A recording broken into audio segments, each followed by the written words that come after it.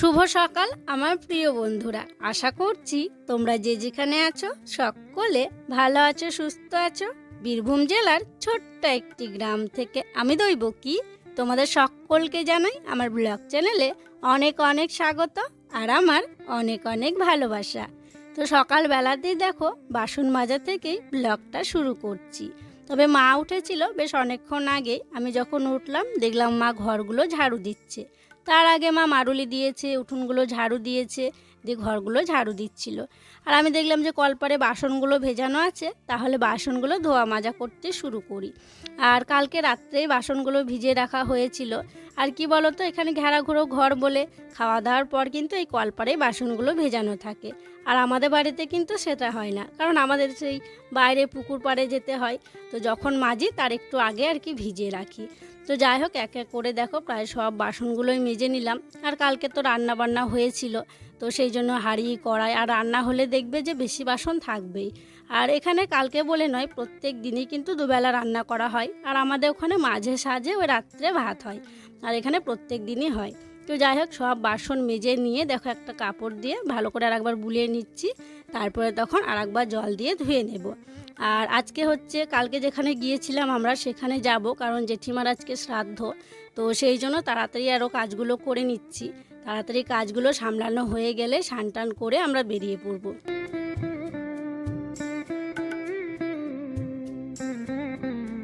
বাসনগুলো মাজা ধোয়া করার পর ব্রাশ করেছিলাম, দিয়ে সবার জন্য চা করেছিলাম, সবাইকে চা দিয়েছিলাম আর আমিও একটু চা খেয়েছিলাম। তারপরে দেখো দেরি না করে স্নান করে নিয়েছি। আর আজকে সকাল সকাল দেখো রোদটাও খুব একটা ভালোই বেরিয়েছে। মানে স্নান করলাম তো যে খুব ঠান্ডা লাগলো তা নয়। আর যেমন তেমন করে এখন একটা মায়ের পুরনো শাড়ি পরে নিয়েছি। আর ওই যে জামা কাপড়গুলো আর কি পরেছিলাম, রুদ্র যেগুলো পরেছিল সেগুলো একটু সার্ফ জলে ভিজিয়ে দিয়েছিলাম, সেগুলো একটু কাচাকাচি করে নিলাম। আর একটু পরে শাড়ি পরবো। আর এদিকে দেখো চুলটাও খোলা হয়নি, শুকনো একটা গামছা মাথায় জড়িয়ে রেখেছি। তো এই যে জামা কাপড়গুলো মেলে দিয়ে আসবো, তারপরে হচ্ছে চুলটা খুলে একটু ভালো করে মুছে নেব, দিয়ে শাড়ি টাড়ি পরে রেডি হয়ে নেব। তো বন্ধুরা, জামা কাপড়গুলো কাচলাম, কেচে মেলে দিলাম, মেলে দিয়ে দেখো রেডি হয়ে গেলাম। আর সাদা শাড়ি পরলাম, কারণ শ্রাদ্ধ বাড়ি যাবো, তো সেই জন্য আমরা সাদাই পরি। তবে আমি সাদা শাড়ি নিয়ে আসছি, যে আমার একটা সাদা শাড়ি আছে জানো তো। তবে ওই শাড়িটা কি বলো তো, লাল আছে আর একটু চুমকি চুমকি ভাব আছে, তো সেই জন্য ওটা নিয়ে আসিনি। তো ব্লাউজটা নিয়ে এসেছিলাম, শাড়িটাও নিয়ে এসেছিলাম, ভাবলাম মায়ের একটা নেবো দিয়ে পরবো। আর এই যে সাদা শাড়ি পরে নিয়েছি মায়ের একটা। আর ওই যে রুদ্র দেখলে ওই জামাটাকে পরিয়ে দিয়েছে। এদিকে এসে বাবা। তো এখন হচ্ছে আমরা বেরোবো। আর সব কিছু আর কি মা গোটাগুটি করছে। ওই যে বাসনগুলো ধোয়া ছিল ওগুলো এখানে রাখা ছিল, ওগুলো ঘরে তোলা হলো। তারপরে ছাগল আছে 3টে, ছাগলগুলো আর কি ঘরে রাখবে, তারপরে দরজা দিয়ে তালা চাবি দিয়ে যাওয়া হবে। আর আমার বাবা আজকে কিন্তু অনেক সকালে গেছে, কারণ ওখানে অনেক নিয়ম আছে শ্রাদ্ধ বাড়ি, মানে শ্রাদ্ধের দিন আজকে, বুঝতেই পারছো। তো সেই জন্য বাবা সকালবেলাতেই গেছে। তো এখন আমি, মা, ভাই, রুদ্র আমরা এই কজনে যাবো। তো চলো আমরা এখন যাই নাকি রুদ্র। এই যে দেখো এখন যাচ্ছে রুদ্রর বাবা আর ভাই। কালকে তো বাবাও গেছিল ওদের সঙ্গে, আজকে বাবা আগে চলে গেছে। তো সেই জন্য ওরা দুজনে যাচ্ছে। আর রুদ্রর কি মনে হলো কি জানি, কালকে ওকে যেতে বারণ করছিলাম, তাও কালকে ও বললো গাড়িতে যাবে, গাড়িতে গেছিলো। আর আজকে বলছে টোটোয় যাবে। বেশ ঠিক আছে, চলো। আর আমরাও তো রেডি, আমরাও যাবো। চল, ওই যে মা চলে গেছে, ওখানে আমাদের টোটো দাঁড়িয়ে আছে, আমরা টোটোতে যাবো। আর মাকে তো ওখানে গিয়ে আবার সে স্নান করতে হবে, কী সব নিয়ম আছে। মা তো স্নান টান করেনি, এমনি যা কাপড় পরেছিল ওই কাপড় পরে যাচ্ছে। গিয়ে আবার নিয়মগুলো পালন করবে, পালন করে তখন স্নান টান করে তখন শাড়ি পরবে। টোটোয় করে আসতে আমাদের অনেকটা সময় লাগলো। আর এখন দেখো আমরা পৌঁছে গিয়েছি। আর এসে দেখছি শ্রাদ্ধের যে সমস্ত কাজ নিয়ম যা থাকে সব কিছু কিন্তু করা হয়ে গিয়েছে। আর এই যে ফটোটা দেখছো, এটাই হচ্ছে জেঠিমার ফটো। আর জানো বন্ধুরা, জেঠিমার বয়স হয়েছিল অনেক, ওই 88 বছর বয়স হয়েছিল জেঠিমার। কিন্তু সব মৃত্যুই হচ্ছে দুঃখজনক।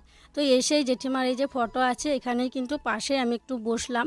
আর অনেকক্ষণ তাকিয়ে তাকিয়ে জেঠিমার ফটোর দিকে দেখছিলাম। আর জানো, জেঠিমাকে আমি অনেক দিন আগে দেখেছি, অনেক দিন পর এই ফটোতে আজকে দেখা হলো। কারণ এই গ্রামে আসাও হয় না, আর জেঠিমাও খুব কমই যেত, সেই জন্য দেখাই হয়নি অনেক দিন। আর এই যে হচ্ছে দেখো বাবাকে তো তোমাদেরকে দেখানোই হয়নি আসা থেকে। তো বাবা সকালবেলাতে এখানে এসছিল, এসে থেকেই না বাবা খুব ব্যস্ত হয়ে পড়েছে, মানে সব কিছু দেখাশোনা করতে হচ্ছে। দেখো পুরো একদম গলায় গামছা নিয়ে সব কিছু দেখাশোনা করছে। আর বাবারও শরীরটা খুব একটা ভালো নেই জানো তো, তোমরা তো জানো বাবার পেটের সমস্যা, তো সেই জন্য শরীরটা খারাপ হতেই থাকে। তো যাই হোক সবাইকে সব কিছু বুঝিয়ে দিচ্ছিল আর সবটা দেখাশোনা করে নিচ্ছিল, কারণ ওইদিকে খাওয়া দাওয়া শুরু হয়ে গিয়েছে।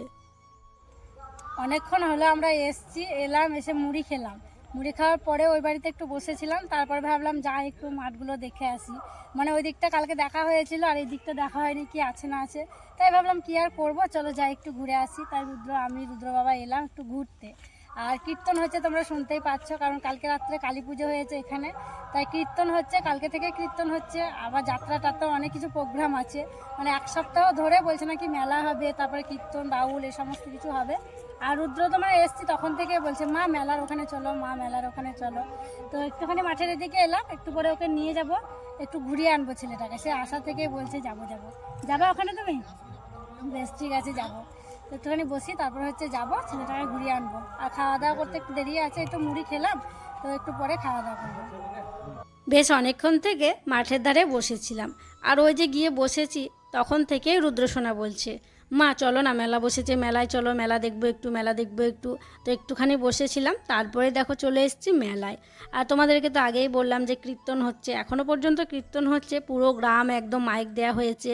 মানে কালী পুজো উপলক্ষে না এখানে বেশ ধুমধাম হয়, মানে অনেক কিছু অনুষ্ঠান হয়। তো যাই হোক ছেলে বললো মেলায় চলো মেলায় চলো, তাই এসছি। আর এসেই দেখো রুদ্রসোনা একটা হেলিকপ্টার পছন্দ করেছে, এটার দাম বেশ অনেকটাই জানো তো। তাও ও বলছে এটাই নেবো। আমি বলছি মানে এত ছোট জিনিস এতটা দাম দিয়ে নিতে হবে না। তো মা বলছে যে নেবে তো নেক, দেখ ওটাই নেবো যখন বলছে তাহলে ওটাই ওকে কিনে দেয়। আর দেখো ও কতটা খুশি, দেখো মানে আনন্দে না লাফাতে শুরু করেছে যে আমি হেলিকপ্টার নিচ্ছি। তবে আমি দেখে নিচ্ছিলাম যে সব ঠিকঠাক আছে নাকি। তো এটা হচ্ছে রিমোট কন্ট্রোল, রিমোট আছে, ব্যাটারি আছে, অনেক কিছু আছে।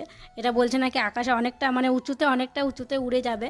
তো রুদ্রকে বলছি ছেড়ো না, হ্যাঁ ছাড়লে কিন্তু উঁচুতে উঠে চলে যাবে, বারণ করছে ছাড়তে। তো যাই হোক মায়ের সঙ্গে একজন এসেছিলো অঞ্জলি, মানে যে আমাদের বাড়িতে মায়ের সঙ্গে গেছিলো তোমরা দেখেছিলে, ওই মেয়েটাকে মা কিন্তু সঙ্গে করে নিয়ে এসছে। ওটা হচ্ছে আমাদের গয়েশপুরেরই আর কি পাশের বাড়ি। তো ওর জন্য একটা পুতুল নেওয়া হলো, ওই যে দেখো মার কাছে ও দাঁড়িয়ে আছে। তো পুতুলটাও কিন্তু খুব সুন্দর। তো ওর জন্য আর কি পুতুলটা আমি পছন্দ করলাম, বললাম যে এই দেখ এই পুতুলটা তুই নে। তো মা যেখানে যায় ওকে আর কি নিয়ে যায়, মায়ের সঙ্গে থাকে বলতে পারো। তো যাই হোক এই যে মেলাটা দেখে কিন্তু বেশ ভালোই লাগলো। মেলা দেখা হলো, তারপরেই আমরা চলে এসেছি খাওয়া দাওয়ার প্যান্ডেলে। খাওয়া দাওয়া তো অনেকক্ষণ আগেই শুরু হয়ে গেছিলো, তবে আমরা খেতে বসিনি, কারণ ওই যে আমাদের আসতেই তো অনেকটা দেরি হয়ে গেছিলো। এসে আবার এখানে মুড়ি খেয়েছিলাম, সেই জন্য খিদে পাইনি। বাবা তো অনেকক্ষণ থেকেই বলছে যে খেয়ে নে খেয়ে নে। তো আমরা একটু ঘোরাঘুরি করে এলাম, তারপরে ভাবলাম যে না আড়াইটে মতন বেজে গেছে, আর দেরি করবো না, এবার খাওয়া দাওয়া করেই নিই। মানে সবার খাওয়া দাওয়া প্রায় শেষ হতেই চললো, অনেকক্ষণ থেকে খাওয়া দাওয়া শুরু হয়েছে। তো যাই হোক এদিকে দেখো রুদ্র আমি বসেছি, এদিকে রুদ্র বাবা বসেছে, ওই সাইডে আবার ভাই বসেছে। তো প্রথমেই দিয়েছে দেখো শাক ডাল, তারপরে পাঁচ তরকারি দিয়েছিল, তো ওগুলো দিয়ে খাওয়া হলো। তারপরে আবার এসেছিলো আলু ফুলকপি রসা, তারপরে দিয়েছিল মাছ। আর এদিকে রুদ্রসোনাকে মাছ দেওয়া হয়েছে, ও কিছুতেই খাচ্ছিল না। তো একটুখানি ভাত খেলো জানো তো, মানে মুড়িটা অনেকটা বেলাতেই খাওয়া হয়েছিল, তো ও মুড়িটা সব খেয়ে নিয়েছিল, যে ভাতটা খাচ্ছেই না। তো একটুখানি ভাত খেয়েছে। আমি বলছি মাছটা খা, বলছে মাছ খাবো না। তাই আমি ওকে দেখো একটু মাছটা একটু কাঁটাটা বেছে খাইয়ে দিলাম। খাওয়া দাওয়া করে একটু বসেছিলাম, তারপরে দেখো বাড়ি যাওয়ার জন্য আবার টোটো ফোন করা হয়েছিল, টোটো এলো, টোটোয় আমরা উঠে পড়েছি। আর এখন কিন্তু আমরা অনেকজনই টোটোয় যাচ্ছি, কারণ যে বৌদিগুলো কালকে থেকে ছিল ওই বৌদিরাও বাড়ি যাচ্ছে। আর রুদ্র বাবা মানে গেছিলো তখন গাড়িতে গেছিলো ভাইয়ের, তো এখনও ওখানে কিছু নিয়মকানুন আছে, তো সেই জন্য বাবা ভাই আসেনি, বাবা ভাই ওরা পরে আসবে। তো সেই জন্য এখন দেখো টোটোয় আমরা যাচ্ছি, রুদ্র বাবার সামনে বসেছে, রুদ্র আছে, আরও পাড়ার আর কি অনেকেই আছে, তো সবাই মিলে এখন টোটোয় করে বাড়ি যাচ্ছি। আমাদের বাড়িতে তো কেউ ছিল না, পাশের বাড়ির একটা বৌদিকে বলেছিলাম যে দুধ দিতে আসবে, দুধটা একটু নিয়ে রেখো। তাই বৌদি এখন এসেছিলো, দিয়ে দুধটা দিয়ে গেল। তো দুধটা তো এখন জাল দিতে হবে, গরম করে রাখতে হবে। তাই দুধটা দেখো আমি বসিয়ে দিচ্ছি। তো একদিকে দুধটা গরম করে নেব, আর একদিকে হচ্ছে চা করে নেব। তো দু রকমের চা করতে হবে, আমাদের সবার জন্য দুধ চা বানাবো, আবার ওই বাবা আর কি লাল চা খায়, বাবার জন্য লাল চা বানাবো। তো চলো দুধ চাটাই আগে করি, কারণ রুদ্র বাবা এসে একটু গা গড়া দিয়েছিল, মানে একটুখানি শুয়েছিল। আর ও তো মানে বিকেলবেলায় চা খায়, তো সেই জন্য ভাবলাম যে দুধ চাটাই আগে করি, যে তখন লাল চাটা করব। তো দুধ চাটা দেখো করে নিয়েছি, দুধ চাটা ঢেলে নিচ্ছি। আর এদিকে বাবার জন্য ছোট্ট সসপ্যানটায় লাল চা বসিয়ে দিলাম, বাবাকে লাল চাটা দিয়ে আসবো। বাবা এখন দোকানে আছে, বাবা চলে এসছে এই একটু আগে আর কি, বাবা আর ভাই এলো। তো এদিকে দেখো দুধটাও কি সুন্দর জাল দেওয়া হয়ে গেছে আর পুরো হয়ে একদম সর পড়েছে। এই যে মাটির কাপটা দেখছো, এই কাপটা জানো তো ভাই আজকে নিয়েছে। তো এই কাপের সাথে আর একটা জিনিস নিয়েছে, তো ওই জিনিসটা তোমাদেরকে দেখাবো, তো পরে দেখাবো। আর নতুন কাপটা দেখো রুদ্র বাবাকে চা দেওয়া হচ্ছে, আর রুদ্র বাবা কাপটাকে দেখে বলছে যে বেশি করে নাওনি, আমিও নিতাম, কয়েকটা নিয়ে যেতাম ওখানে, মানে গাড়িতে করে বিক্রি করতে এসেছিলো। তো ভাই দেখেছিল দিয়ে আর কি নিয়েছিল ও যাওয়ার পথে। তো কাপটা দেখতে বেশ ভালো লাগছে, মাটির কাপ জানো তো। তো প্রথমে রুদ্র বাবাকে এই কাপটাতেই চা দিলাম।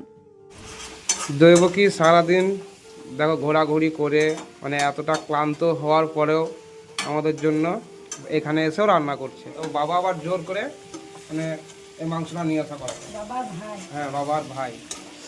ভাই যে খায়নি 10 দিন অসুখ ফেলেছে, তেল খেতে পায়নি, হলুদ খেতে পায়নি, তাই ভাই বললো বাবা আজকে চিকেন খাবো। বাবাও নিয়ে আসবে আগে থেকেই বলছিল, দিয়ে আর কি নিয়ে এলো।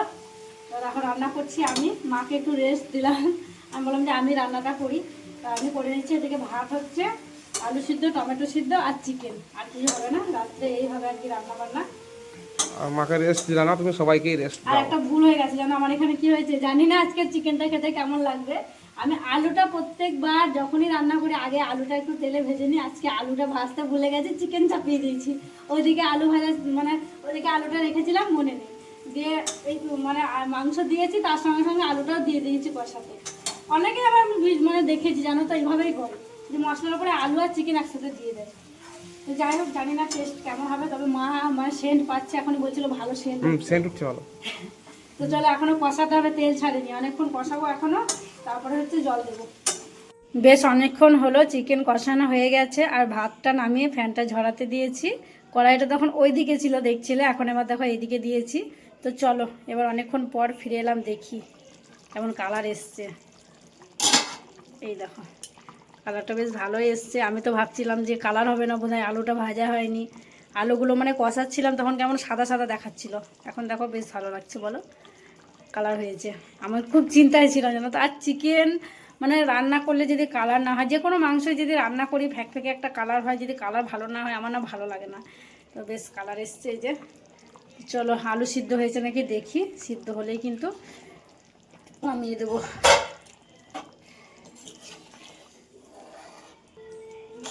তো বন্ধুরা গরম গরম চিকেন একদম রান্না হয়ে গেছে। প্রথমে তো রুদ্রসোনাকে ভাত খাইয়ে দিয়েছিলাম, বাবার খাওয়া হয়ে গেছে, ওরা ঘরেই খেয়েছিল।